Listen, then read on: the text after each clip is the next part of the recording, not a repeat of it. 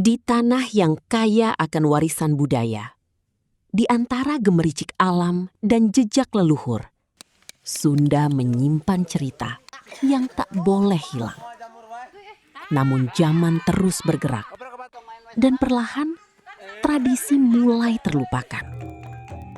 Disinilah harapan itu tumbuh.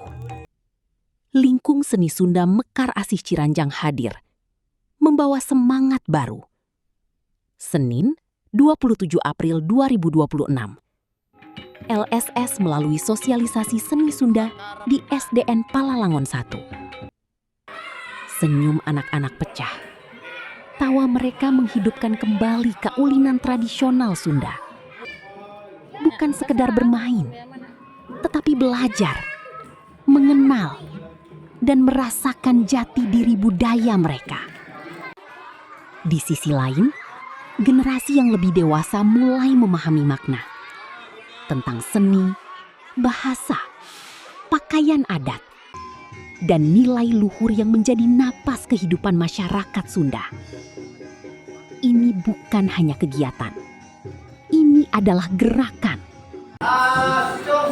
Hoyong diajar main congklak. Main congklak duaan-duaan. Sebuah langkah kecil untuk menjaga warisan besar.